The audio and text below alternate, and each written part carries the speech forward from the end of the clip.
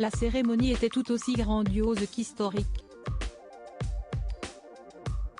Le 6 mai, le roi Charles III était couronné dans l'abbaye de Westminster, aux côtés de son épouse, la reine Camilla.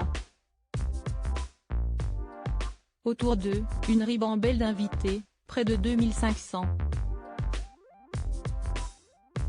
Et s'ils étaient 3 fois moins nombreux que lors du couronnement de la reine Elisabeth II en 1953, ils pourraient être réduits à peau de chagrin quand le moment arrivera de couronner le prince William. En effet, l'aîné de Charles III aurait émis des réserves sur sa propre cérémonie, d'après le Daily Express. Le couronnement du roi Charles III pourrait être le dernier de la famille royale, ont même suggéré des experts royaux. En réduisant le temps de la cérémonie et le nombre d'invités, le fils de la reine Elisabeth II aurait lancé une tendance que poursuivrait son fils. Il semble très probable que William préfère le style de couronnement de son père, si tant est qu'il veuille un couronnement, a expliqué Robert Morris, professeur honoraire à la Constitution unie de l'University College London. Le prince William, un roi différent de son père? Nous sommes la seule monarchie européenne à avoir encore un couronnement, et William ou le gouvernement en place peut décider, pour quelque raison que ce soit, que le jour des couronnements est révolu, a ajouté le professeur.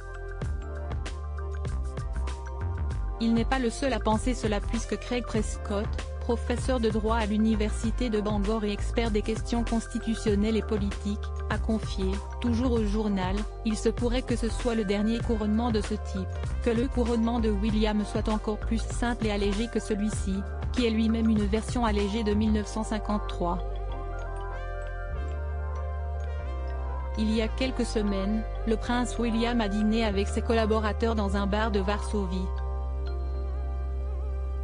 Pour Craig Prescott, cela montre qu'il est différent de son père. Je pense qu'il y a des signes qui montrent qu'il souhaite, peut-être, une monarchie plus simple. Graham Smith, directeur général de l'organisation Republic, qui milite contre la monarchie, a déclaré que si le prince William a un peu de bon sens, il abandonnera la cérémonie pour de bon. Il est même allé plus loin, indiquant qu'il était possible qu'il n'y ait plus de monarchie lorsque viendrait le tour de l'époux de Kate Middleton. Je pense qu'il y a de bonnes chances que nous nous débarrassions de la monarchie avant cela. Mais là, il s'agit d'une toute autre histoire. Article écrit en collaboration avec 6 médias Crédit Photo, Backgrid USA.